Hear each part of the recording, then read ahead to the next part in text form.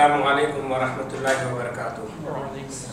الحمدللہ رب العالمین والصلاة والسلام علی اشرف الانبیاء والمرسلین، اما بعد۔ اعوذ باللہ من الشیطان الرجیم، بسم اللہ الرحمن الرحیم۔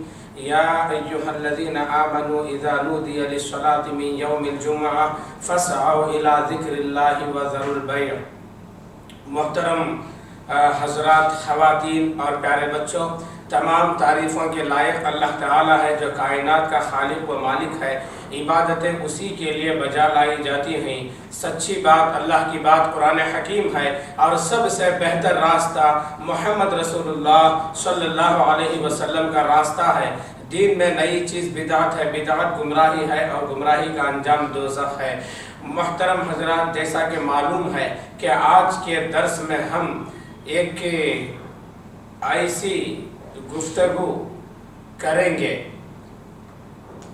جو ایک عظیم عبادت ہے، لیکن بہت سارے لوگ اس کی اہمیت سے غافل ہیں۔ وہ ہے اذان۔ دیکھیے، اذان کے موضوع پر بات کرنے کی ضرورت اس لیے پیش آئی، اکثر و بیشتر دیکھنے میں یہ آیا ہے، مشاہدے میں، آپ کے مشاہدوں میں بھی یہ چیز آئی ہوگی، دو چار لوگ بیٹھے باتیں کرتے رہتے ہیں، گھر میں عورتیں اپنی سہیلیوں کے ساتھ، اپنے ہم عمر خواتین کے ساتھ محو گفتگو ہوتی ہیں۔ گفتگو ایک دلچسپ موڑ پہ ہوتی ہے، اسی دوران اذان ہو جاتی ہے تو بیزار ہو جاتے ہیں، کیا آواز آ گئی۔ ان کی گفتگو میں اذان کی آواز خلل پیدا کر دیتی ہے۔ یہ وہ تصور کرتے ہیں کہ ہماری گفتگو میں یہ اذان خلل پیدا کرتی ہے۔ اس میں مرد حضرات بھی شامل ہیں، عورتیں بھی شامل ہیں۔ اس سے بڑھ کر ایک نہایت ہی افسوس کی بات یہ ہے کہ گھروں میں ٹی وی چل رہی ہوتی ہے، کسی منظر کے دیکھنے میں اتنے مصروف اور مشغول ہوتے ہیں، اذان کی جیسے آواز آتی ہے تو یہ چڑ پھڑ کرنے لگتے ہیں کہ ہم کتنی اچھی باتیں نیوز کی سن رہے تھے، کیسے مناظر ہم دیکھ رہے تھے، اذان ہو گئی۔ بعض گھروں میں بچوں کی نگاہیں ٹی وی پہ آنے والے مناظر پر ہوتی ہے، اور اس سے جو آوازیں آ رہی ہیں ٹی وی سے، کان بالکل اس کی طرف متوجہ ہوتے ہیں۔ اتنے میں اذان ہو جاتی ہے، اندر سے بچوں کی ماں پکار کر بولتی ہے اذان ہو رہی ہے، ساؤنڈ کم کر دو، اذان ہو رہی ہے، ویلیوم کم کر دو۔ یہ نہیں بولتی ہے کہ ٹی وی بند کر دو۔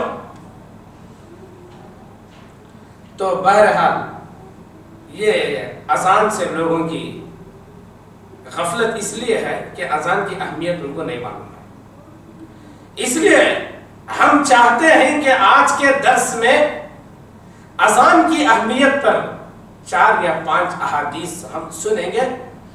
اس کے اندر تقریباً ساری روایتیں بخاری کی ہیں، مسلم کی ہیں، اور ایک روایت ابو داؤد کی ہے۔ آئیے اذان کی فضیلت میں پہلی روایت بخاری کتاب الاذان کی ہے۔ امام بخاری رحمہ اللہ باب باندھتے ہیں، باب الاستحام فی الاذان۔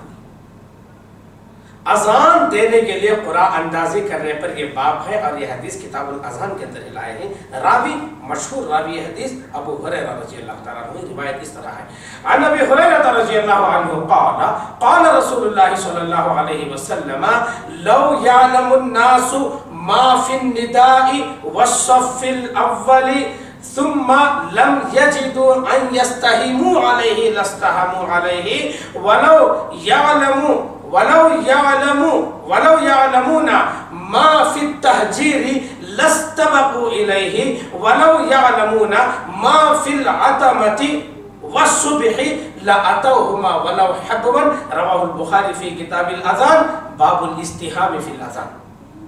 آئیے یہ حدیث سننے کے بعد اس حدیث کے ترجمے کی طرف ہم آتے ہیں تاکہ بات اچھی طریقے سے سمجھ میں آ سکے. ابو ہریرہ رضی اللہ عنہ فرماتے ہیں رسول اللہ صلی اللہ علیہ وسلم نے فرمایا، کیا فرمایا؟ لو يعلم الناس ما في النداء والصف الاول ثم لم يجدوا ان يستهموا عليه لاستهموا عليه. حدیث کا پہلا ٹکڑا. اس حدیث کو ہم 3 ٹکڑوں میں تقسیم کریں گے. یہ پہلا ٹکڑا ہے. اگر لوگوں کو معلوم ہو جائے اذان دینے کی فضیلت کیا ہے، والصف الاول، اور نماز میں پہلی صف میں آنے کی، پہلی صف میں نماز ادا کرنے کی فضیلت کیا ہے، اگر یہ لوگوں کو معلوم ہو جائے، معلوم ہونے کے بعد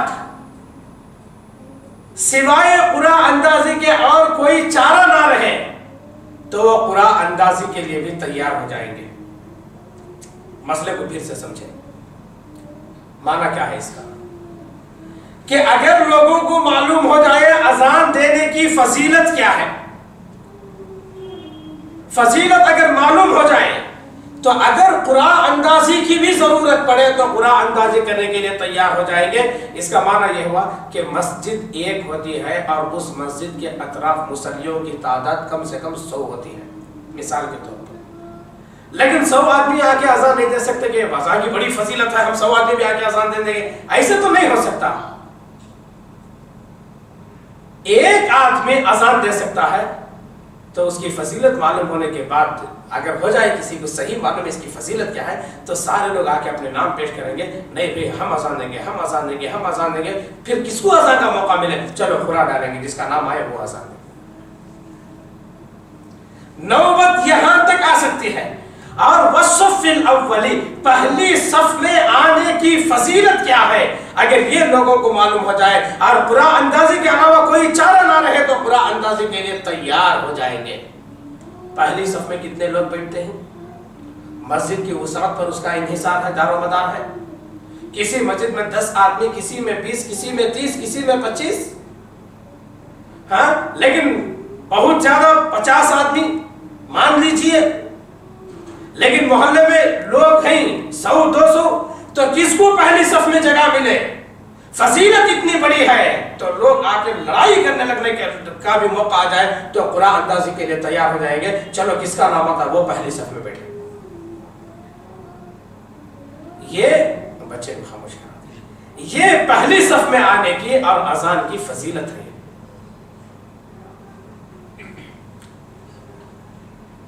اور رسول اللہ صلی اللہ علیہ وسلم نے دیکھیں اس کے اندر معلوم تو ہو گیا کہ پہلی صف کی فضیلت کیا ہے اور اذان دینے کی فضیلت کیا ہے. ایسی فضیلت والی چیز سے اگر کوئی نفرت کرے، بیزارگی کا اظہار کرے تو یہ بہت بری بات ہو جائے گی. یہ بات صحیح بات نہیں ہے. آئیے حدیث کے دوسرے ٹکڑے کی طرف آئیں گے. وَلَوْ يَعْلَمُونَ مَا فِي التَّهْجِيرِ لَاسْتَبَقُوا إِلَيْهِ. اگر اول وقت میں آنے کی فضیلت کیا ہے لوگوں کو معلوم ہو جائے، لَاسْتَبَقُوا إِلَيْهِ تو دوڑ پڑیں گے. اول وقت میں آنے کے لیے دوڑ پڑیں گے. یہاں پہ جلدی آنے کے لیے ایک تمثیل بیان کی گئی ہے، ورنہ نمازوں کے لیے آنے کا اصول یہ بتایا گیا علیکم بالسکینۃ والوقار، اطمینان اور راحت اور وقار اور سکون کے ساتھ تم آؤ. لیکن یہاں پر ایک تمثیل بیان کی گئی کہ پہلے اول وقت میں آنے کی فضیلت کیا ہے اگر لوگوں کو معلوم ہو جائے تو لوگ کیا کریں گے؟ دوڑ پڑیں گے کہ پہلے وقت میں آنے کی نمازوں میں فضیلت یہ ہے. لیکن افسوس پہلے وقت میں تو کیا لوگ آخری وقت میں بھی نہیں آتے. اور اذان دینے والوں کو، مسجد کی نگرانی کرنے والوں کو آخری وقت میں آ کے تنگ کرتے ہیں، ذری دیر ٹھہرو ہم نماز پڑھ لیں گے. یہ چیز اچھی چیز نہیں ہے، یہ بری بات ہے.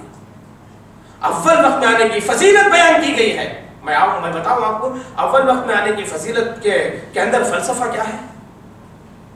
میں بتاتا ہوں. آدمی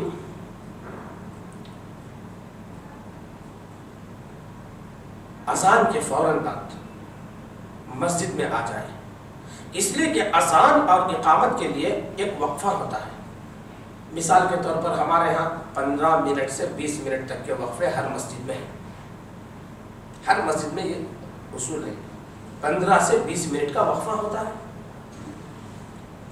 آدمی اگر پہلے آ جائے اذان کے ساتھ، وضو کرے، اطمینان کا وضو کرے اور مسجد میں آ کر بیٹھ جائے، 2 رکعت نماز پڑھے پہلے. اس لیے کہ رسول اللہ صلی اللہ علیہ وسلم کی حدیث ہے کہ جب تم اذا دخل احدکم المسجد فلا یجلسن حتی یصلی رکعتین، جب تمہیں کوئی مسجد میں آئے تو 2 رکعت نماز پڑھے بغیر نہ بیٹھے، تحیۃ المسجد پڑھے. اس کے بعد جو سنت ہے وہ پڑھے اگر اور پڑھنا ہے. اس کے بعد ذکر و اذکار میں بیٹھے. یہ اول وقت میں آنا ہے. تو اس طور پر اگر کوئی مسجد میں اول وقت میں آتا ہے تو اس کے اندر خشوع و خضوع پیدا ہوگا.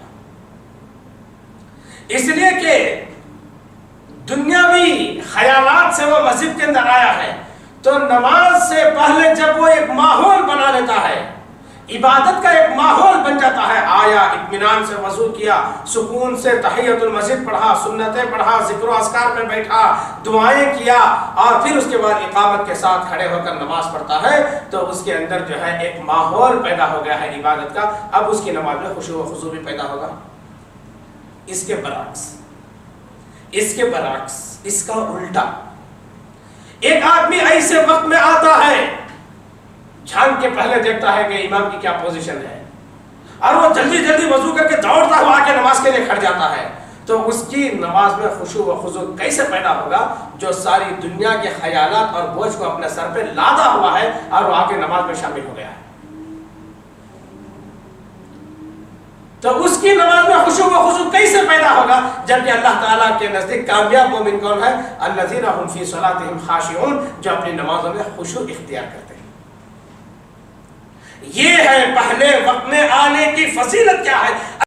لوگوں کو معلوم ہو جائے لستبقوا الیہ، تو اس کی طرف دوڑ پڑیں گے. یہ حدیث کا دوسرا ٹکڑا ہے. اور تیسرے ٹکڑے کی طرف آئیے، وَلَوْ يَعْلَمُونَ مَا فِي الْعَتَمَةِ وَالصُّبْحِ لَأَتَوْهُمَا حَبْوًا. اگر لوگوں کو عشاء کی نماز کی فضیلت کیا ہے معلوم ہو جائے اور صبح کی نماز کی فضیلت کیا ہے معلوم ہو جائے، تو اگر ان کو پیر نہیں ہے تو بھی اپنے آپ کو گھسیٹتے ہوئے مسجد کی طرف آ جائیں گے. ایک پیر کا معذور ایک ویل پلیٹ پہ بیٹھ کے فٹ پاتھوں میں اپنے آپ کو گھسیٹتے ہوئے جیسے جاتا ہے، دیکھتے ہیں. ایسا کوئی طریقہ وہ اختیار کر لیں گے اور اختیار کر کے اپنے آپ کو گھسیٹتے ہوئے رینگتے ہوئے مسجد کی طرف آ جائیں گے. اگر عشاء کی فضیلت کیا ہے اور فجر کی فضیلت کیا ہے لوگوں کو معلوم ہو جائے تو اس کی فضیلت کیا ہے معلوم ہونے کے لیے حدیث کے یہی الفاظ کافی ہیں کہ اس کی فضیلت اتنی بڑی ہے کہ لوگ سن لیں تو اس کام کے لیے تیار ہو جائیں گے. پیر کا معذور بے پیر آدمی بھی آ جائے گا. اللہ اکبر. اللہ نے ہمیں ہاتھ دیا، پیر دیا، آنکھ دیا، سب کچھ دیا، صحت دیا، جوانی دیا، طاقت دیا، لیکن پھر بھی بہت سارے لوگ فجر کی نماز سے غائب رہتے ہیں. افسوس کی بات ہے. میں آپ کو بتاؤں آج کی بات، ہماری مسجد کے امام صاحب اب مجھے 5 منٹ آج انتظار کرنا پڑا کہ کوئی آ جائے، اور یہ بات جمعہ کی بھی تھی، کل اور آج دونوں دن انتظار کرنا پڑا کوئی آ جائے. میں یہ خود کہا کوئی آ جائے، 2 منٹ انتظار کر لیں. کیا ہم بازو کھڑ کے نماز پڑھیں؟ مسجد ہے، جماعت ہونے. نوبت یہ ہے، مسئلہ یہ ہے. اللہ اکبر. اگر لوگوں کو معلوم ہو جائے فجر کی اہمیت کیا ہے اور عشاء کی اہمیت کیا ہے تو وہ گھسیٹتے ہوئے اپنے آپ کو آ جائیں گے بے پیر آدمی. اسی واسطے رسول اللہ صلی اللہ علیہ وسلم نے فرمایا یہ 2 نمازیں منافق پر ہی بھاری پڑتی ہیں. فجر اور عشاء کی نماز منافق پہ بھاری پڑتی ہے.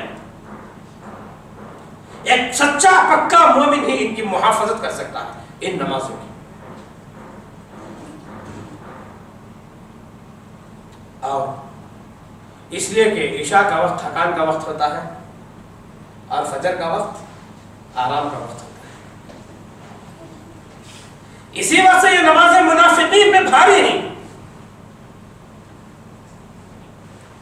ایک مرتبہ رسول اللہ صلی اللہ علیہ وسلم نے فرمایا، وہ رسول طائف والے جو آپ کو زخمی کر دیے پھر بھی ان کو آپ معاف کر دیے. ایسے رسول صلی اللہ علیہ وسلم ایک مرتبہ کہتے ہیں، میرا جی چاہتا ہے کہ امامت کے لیے کسی کو مقرر کروں اور ان لوگوں کے گھروں کو جلا ڈالوں جو فجر سے پیچھے رہ گئے، لیکن بے گناہ عورتیں اور معصوم بچوں کا خیال مجھے آتا ہے اور میں ان کو معاف کروں. فجر چھوڑ کر سونا، اللہ اکبر. رسول اللہ صلی اللہ علیہ وسلم نے فرمایا، جو آدمی فجر کی نماز چھوڑ کے سوتا ہے شیطان اس کے کان میں پیشاب کرتا ہے. کتنی باتیں کہاں تک بیان کریں اس میں. آئیے اس حدیث سے ہم اصل میں اذان کی فضیلت کو بیان کرنا ہمارا مقصود تھا، جس کو ہم نے بیان کر دیا. اب آئیے ایک دوسری حدیث مسلم کتاب الصلاۃ کی ہے. روایت اس طرح ہے، عن معاویہ رضی اللہ عنہ قال سمعت رسول اللہ صلی اللہ علیہ وسلم یقول المؤذنون اطول الناس اعناقا یوم القیامۃ. رواہ مسلم فی کتاب الصلاۃ باب فضل الاذان. معاویہ رضی اللہ عنہ فرماتے ہیں، میں نے رسول اللہ صلی اللہ علیہ وسلم کو فرماتے ہوئے سنا، قیامت کے دن لوگوں میں مؤذنین کی گردنیں لمبی ہوں گی. یہ ان کی گردنیں جو لمبی ہوں گی قیامت کے دن، کیوں؟ لوگوں میں ان کی فضیلت زیادہ ہوگی اور لوگوں میں ان کی فضیلت کا یہ عالم ہوگا کہ اللہ تعالیٰ ان کی گردنوں کو اونچی کرے گا. کیوں؟ مؤذنین کی گردنیں قیامت کے دن اونچی ہوں گی جو دنیا میں اذان دیتے تھے، لوگوں کو بلاتے تھے. پہلے تو اللہ کی بڑائی بیان کرتے تھے، حی علی الصلاۃ، نماز کے لیے آؤ. حی علی الفلاح، کامیابی آخرت کی چاہتے ہو تو حاضر ہو یہاں پر. فلاح یہ آخرت کی کامیابی ہے. سب یہ چاہتے ہو تو نماز کے لیے آؤ. یہ مؤذنین پکارتے ہیں. اللہ تعالیٰ ان کی اس ندا سے، ان کی اس آواز سے، ان کی اس اذان سے اتنا خوش ہوتا ہے، قیامت کے دن ان کی گردنوں کو سب لوگوں سے اونچی رکھے گا. اور ان کی فضیلت یہ اذان میں کیوں اتنی زیادہ ہے؟ اس لیے کہ ان کی اذان پر جتنے لوگ نماز کے لیے حاضر ہوں گے ان تمام نمازیوں کی نماز کا اجر مؤذن کو بھی ملے گا. جتنے لوگ اس کی آواز پر مسجد میں جمع ہوں گے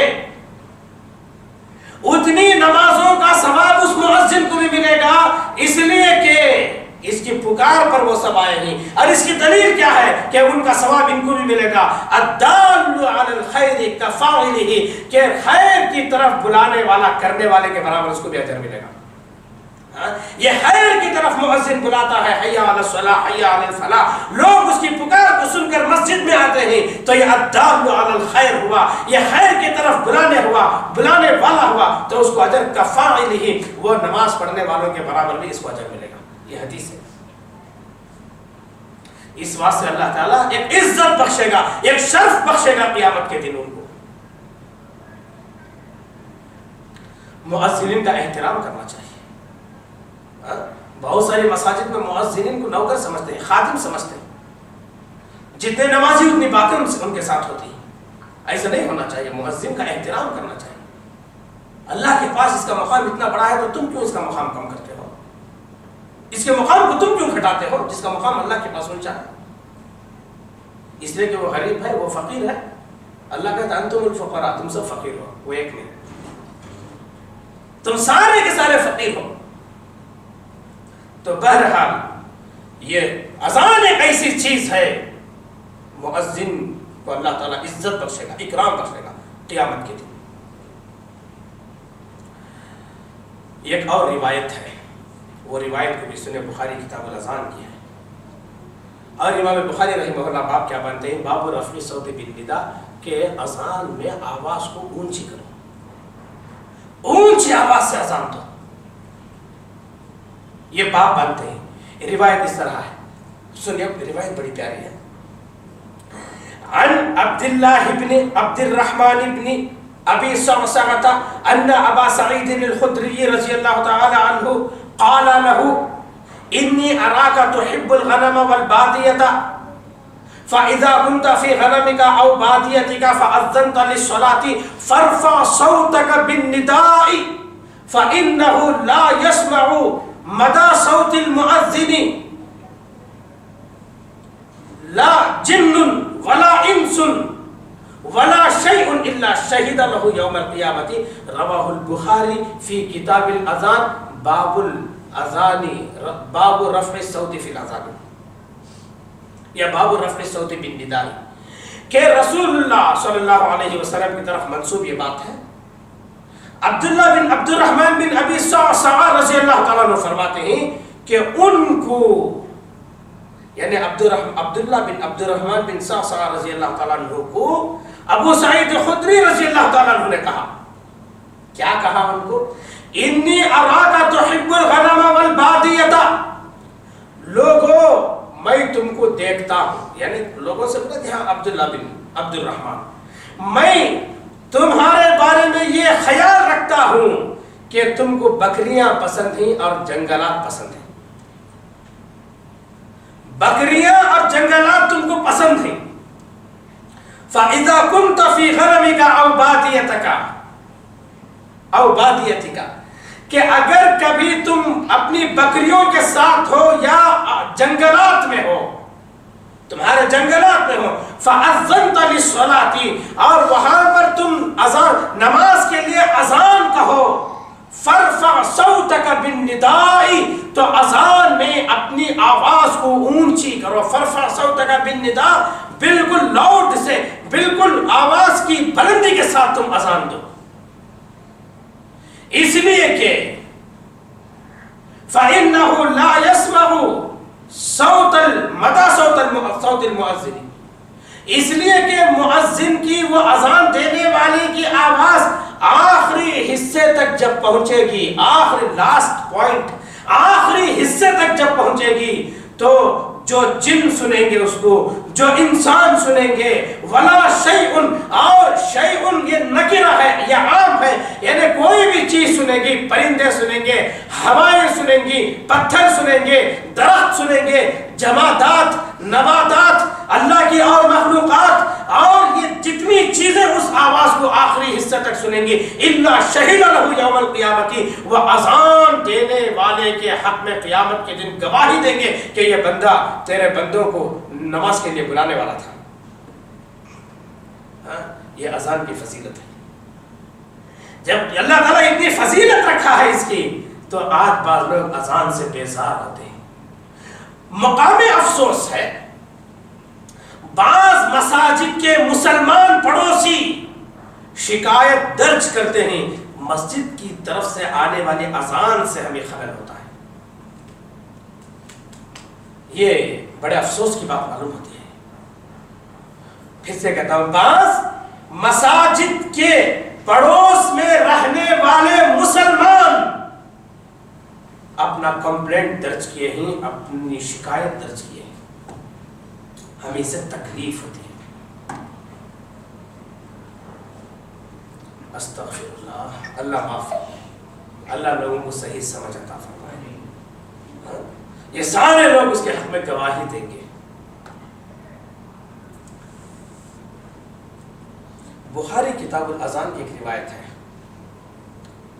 دیکھیے بعض لوگ، اب یہ تو معلوم ہے کہ اذان سے چڑھتے ہی نفرت کرتے ہیں، ایسے بھی ہوتا ہے کہ مسجد کے احاطے میں دو مسلمان باتیں کرتے رہتے ہیں، کچھ اپنی گفتگو میں مصروف ہوتے ہیں، اذان کے لیے جب آواز آتی ہے مائک کے سے اذان جیسے شروع ہوتی فوراً وہاں سے بھاگ جاتے ہیں۔ پڑوس مہینہ اگر لوگ آئیں گے دیکھیں گے بولیں گے ہم کو بھی نماز کو جانا پڑے گا ان کے ساتھ، صلاح رہنے کی ضرورت ہی نہیں. ہاں اور کبھی ایسا ہوتا ہے کہ گزر کا ایسے وقت میں کھڑی ہو رہی ہے نماز ہو رہی ہے تو فوراً بھاگ جاتے ہیں وہاں سے. بعض لوگ تو اذان سن کر بھی کھڑے رہتے ہیں لیکن جب نماز کا عین وقت آتا ہے اب وہ کھڑنا مناسب نہیں سمجھتے، اس لیے کہ اب تک اذان، بعض لوگ اذان کے ساتھ ہی بھاگ جاتے ہیں، بعض لوگ اذان کے بعد کھڑے رہتے ہیں. یہ بہانہ لوگوں کے سامنے بیان کرنے کے لیے کہ باتیں کریں کہ جماعت کھڑی ہے تو اندر چلے جائیں گے، لیکن جب جماعت کھڑنے کا وقت آتا ہے تو اندر وہ پھر وہاں سے بھاگ جاتے ہیں. حدیث کی روشنی میں ہم ثابت کریں گے کہ یہ شیطان صفت انسان ہے. یہ کون انسان ہے؟ شیطان صفت انسان ہے جو اذان سے بھاگ جاتے ہیں، اقامت سن کر بھاگ جاتے ہیں. یہ شیطان صفت ہے. دلیل میں ہم ایک حدیث پیش کرتے ہیں. راوی ابو ہریرہ رضی اللہ تعالیٰ عنہ، حدیث اس طرح ہے. عن ابی ہریرہ رضی اللہ تعالیٰ عنہ قال قال رسول اللہ صلی اللہ علیہ وسلم اذا نودی بالصلاة ادبر الشیطان له صراط حتى لا يسمع التأذین فاذا قضی النداء اقبل حتى اذا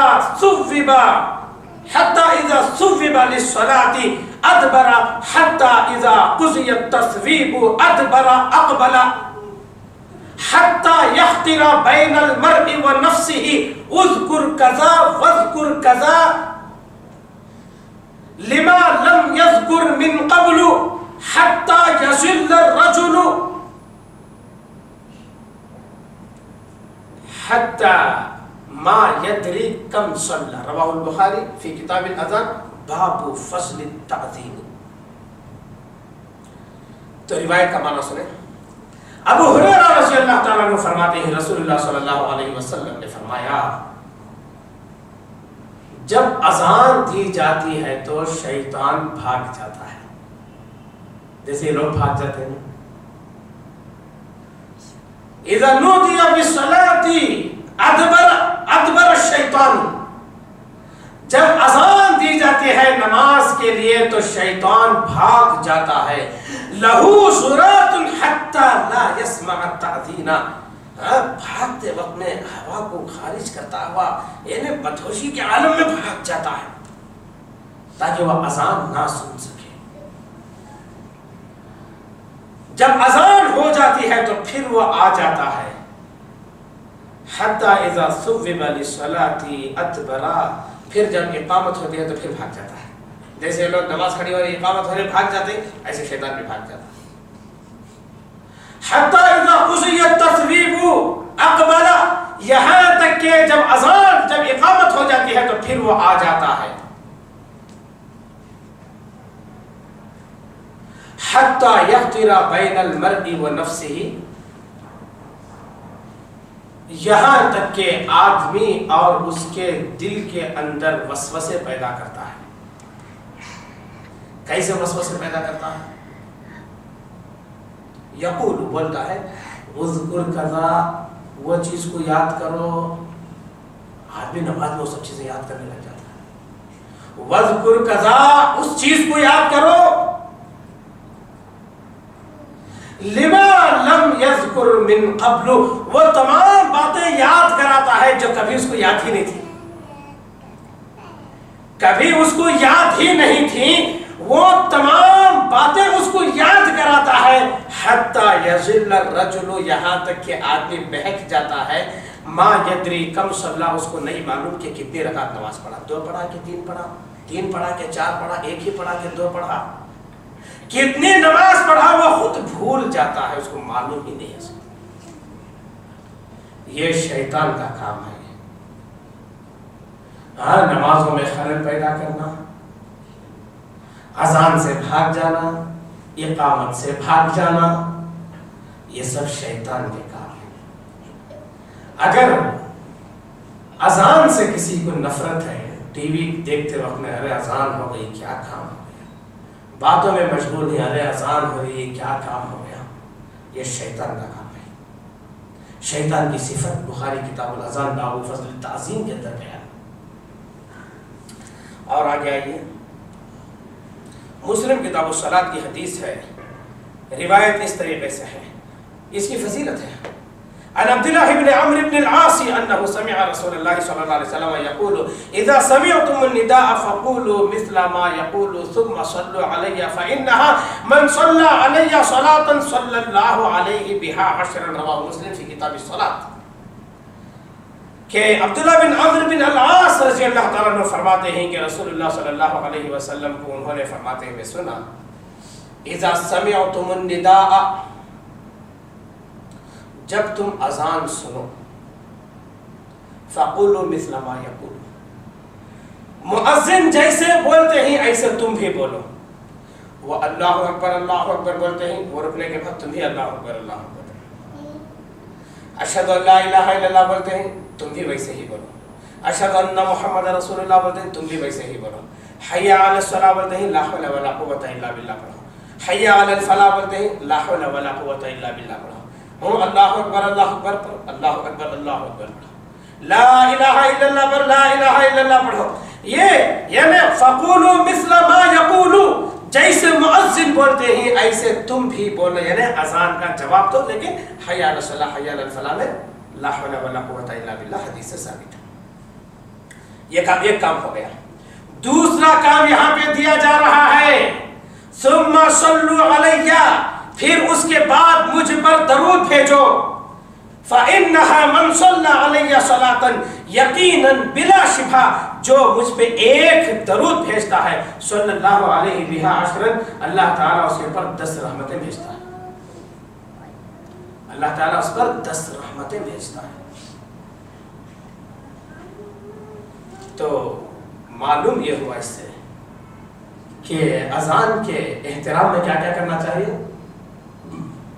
مؤذن کا جواب دینا، اس کے بعد درود پڑھنا. ہماری حالتیں ایسی ہیں کہ اللہ کے ایک رحم کے ہم محتاج ہیں. کوئی گھریلو پریشانی میں ہے، کوئی صحت کی پریشانی میں ہے، کوئی تجارت کاروبار کی پریشانی میں ہے، کوئی باہر کی پریشانی میں ہے، کسی کو ڈپریشن ہے، کسی کو کچھ ہے. اللہ کے ایک ایک رحم کے محتاج ہیں. لیکن کتنا آسان نسخہ ہے کہ اذان کے بعد یا کبھی بھی ایک بار اللہ کے نبی صلی اللہ علیہ وسلم پہ درود بھیجا جاتا ہے تو اللہ کی 10 رحمتیں اس پر ہوتی ہیں. اگر کوئی 10 مرتبہ درود بھیجتا ہے 100 رحمتیں، اگر کوئی 100 مرتبہ درود بھیجتا ہے تو 1000 رحمتیں. اسی طریقے سے آپ جتنے درود پڑھیں گے 10 سے اس کو ملٹیپلائی کرتے جائیے، اتنی رحمت اللہ کی ملتی رہے گی ہمارے یہاں. لیکن اللہ تعالیٰ خزانے رکھا ہے، لیکن کوئی طلبگار نہیں ہے. اللہ ماشاءاللہ بہت کم لوگ سے طلبگار ہیں. ضرورت یہ ہے کہ اللہ تعالیٰ سب کو اس کی توفیق بخشے. تو 2 باتیں اس سے معلوم ہے، اذان کا جواب دینا اور اذان کے بعد درود بھیجنا. اور ایک روایت جابر رضی اللہ تعالیٰ عنہ سے ہے. عن جابر رضی اللہ عنہ قال قال رسول اللہ صلی اللہ علیہ وسلم حين من قال حين يسمع النداء اللهم رب هذه الدعوة التامة والصلاة القائمة آت محمدا الوسيلة والفضيلة وابعثه مقاما محمودا الذي وعدته. یہ کوئی پڑھتا ہے، یہ بخاری کتاب الاذان باب الدعاء عند النداء، یعنی اذان کے بعد کون سی دعا پڑھے. یہ بھی امام بخاری رحمہ اللہ کتاب الاذان میں اس کو لائی کہ جابر رضی اللہ تعالیٰ عنہ فرماتے ہیں رسول اللہ صلی اللہ علیہ وسلم نے فرمایا من قال حين يسمع النداء، جو آدمی اذان سن کر یہ کلمات کہے. کیا کلمات کہے؟ اللهم رب هذه الدعوة التامة والصلاة القائمة آت محمدا الوسيلة والفضيلة وابعثه مقاما محمودا الذي وعدته حلت له شفاعتي يوم القيامة.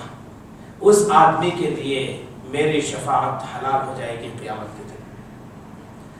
یہ دعا کا معنی کیا ہے؟ اللہم، اے میرے اللہ، رب هذه الدعوة التامة، اس مکمل دعوت کا رب ہے. والصلاة القائمة، قائم ہونے والی نماز کا رب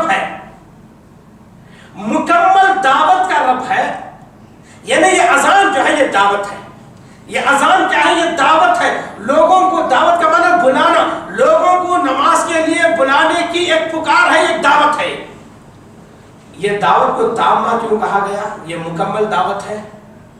یہ اس دعوت کو مکمل دعوت اس لیے کہا گیا کہ ایک تو اس کے اندر جو کلمات ہیں اس کی ابتدا اللہ کی بڑائی سے شروع ہوتی ہے کہ اللہ سب سے بڑا ہے، اللہ سب سے بڑا ہے۔ میں گواہی دیتا ہوں کہ اللہ کے علاوہ کوئی معبود نہیں ہے۔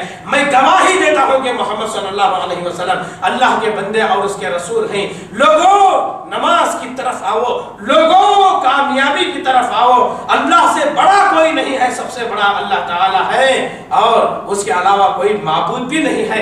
یہ جو کلمات ہیں یہ کلمات اس قدر جامع کلمات ہیں، اگر اس کو ایک مکمل پکار اور ایک کمپلیٹ ایک ٹوٹل دعوت اس کو کہا جائے تو بے جانا ہوگا۔ اسی بات سے دعویٰ کی صفت تامہ ہے۔ اللہم ربا ہذہ الدعوت التامہ، اے اللہ ایک مکمل یہ دعوت کے کلمات ہیں، یہ مکمل دعوت کا تو رب ہے۔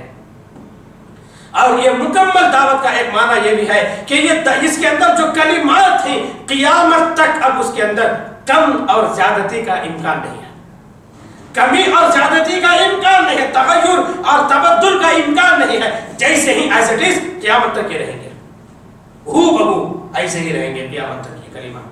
اس وجہ سے اس کو جو ایک مکمل دعوت کہا گیا۔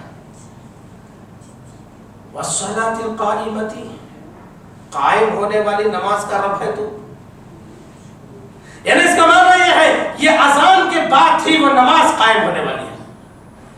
نماز اسلام کا ایک عظیم رکن ہے، اسلام کے 5 ارکان میں سے ایک عظیم رکن نماز ہے، اور یہ نماز کے قیام کے لیے اذان ضروری ہے۔ اس لیے والصلاۃ القائمہ، یہ دعوت کے بعد وہ قائم ہونے والی نماز کا ذکر اسی لیے کیا گیا کہ یہ اذان کے بعد ہی وہ نماز قائم ہونے والی ہے۔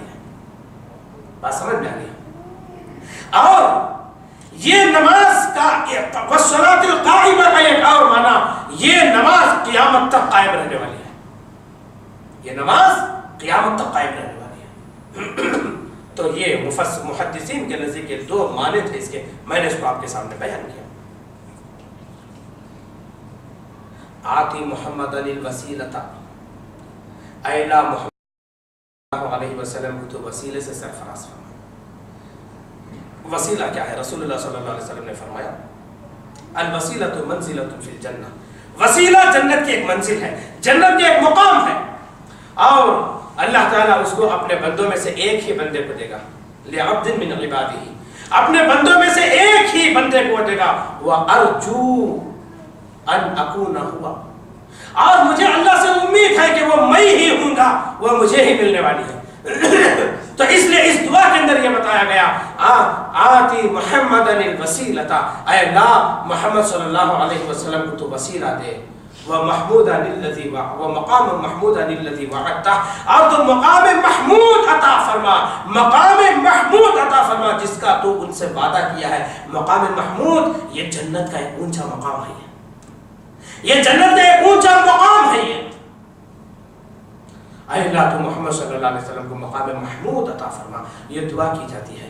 تو رسول اللہ صلی اللہ علیہ وسلم نے فرمایا کہ اگر کوئی نماز کے بعد یہ دعا پڑھتا ہے تو حلت لہ شفاعتی یوم القیامہ، قیامت کے دن اس کے حق میں میری شفاعت حلال ہو جائے گی۔ یعنی یہ دعا پڑھنے والا کون سا آدمی ہو؟ توحید پرست، اس کا خاتمہ توحید پر ہوا، یہ بھی ضروری ہے، یہ بھی ضروری ہے۔ تو یہ شفاعت کیا ہے؟ بخاری کتاب الدعوات کی حدیث کی طرف ہم جاتے ہیں، روایت اس طرح ہے، عن ابی ہریرہ رضی اللہ تعالیٰ عنہ قال قال رسول اللہ صلی اللہ علیہ وسلم ان لكل نبی دعوت مستجابۃ يدعو بها وانا اريد اختبئ دعوتي شفاعة لأمتي في الآخرة، رواه البخاری فی کتاب الدعوات باب لكل نبی دعوت مستجابۃ۔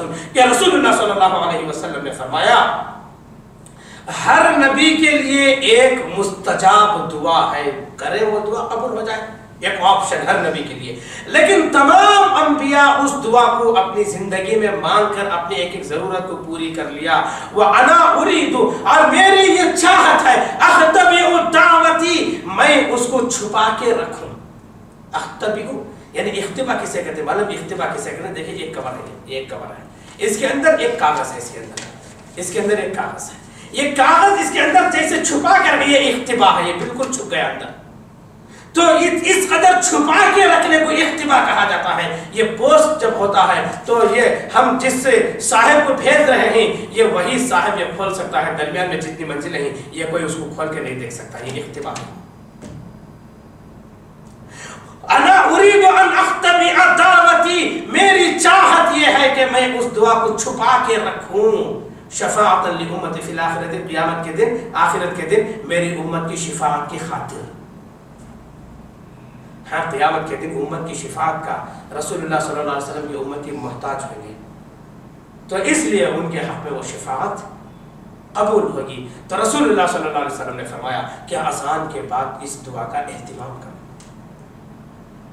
کتنی باتیں معلوم ہے اذان کے بعد؟ نمبر 1 اذان کا جواب دینا، نمبر 2 درود بھیجنا، نمبر 3 یہ دعا پڑھنا.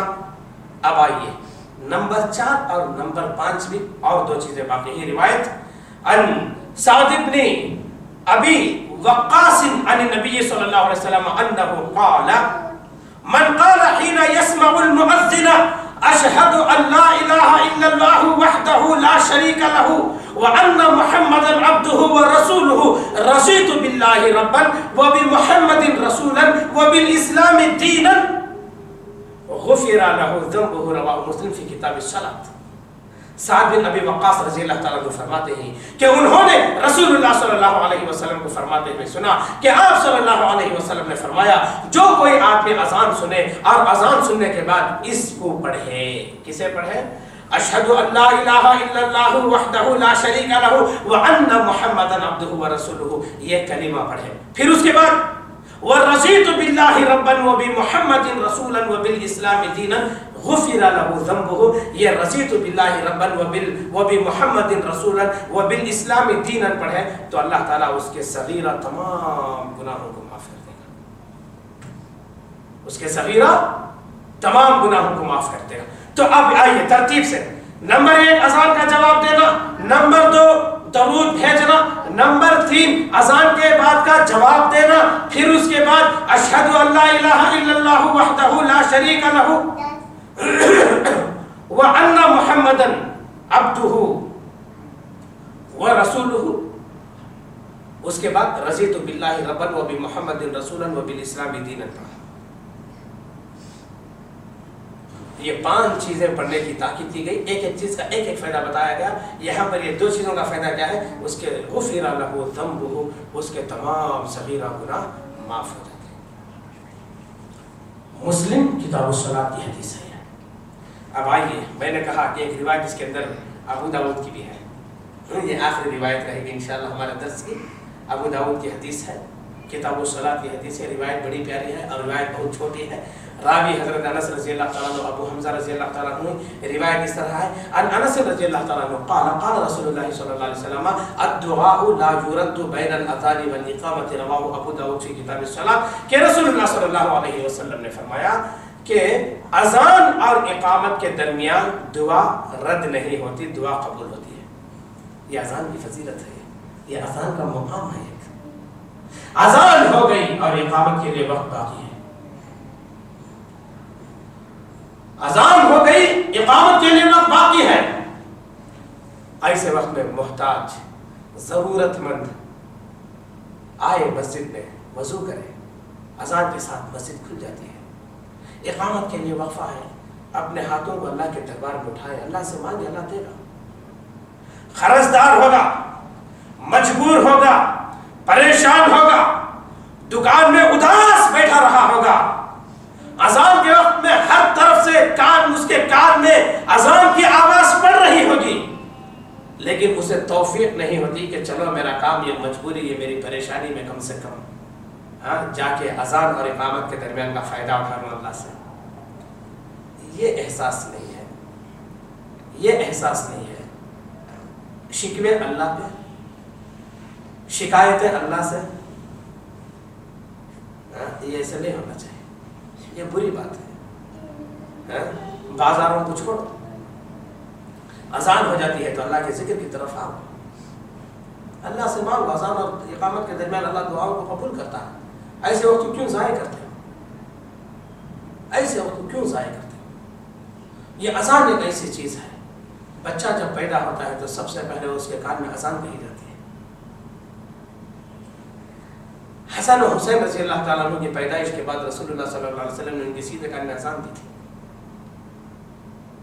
سب سے پہلے بچے کو اس دنیا میں آنے کے بعد اس کے کان میں اللہ کی بڑائی کا کلمہ ڈالنا، تاکہ بچپن سے ہی اللہ کی بڑائی کے آگے اس کے سامنے کسی کی بڑائی باقی نہ رہے۔ یہ فضائل میں اذان ہے۔ اللہ سے دعا ہے کہ اللہ تعالیٰ ہمیں اذان کا احترام کرنے کی توفیق عطا فرمائے۔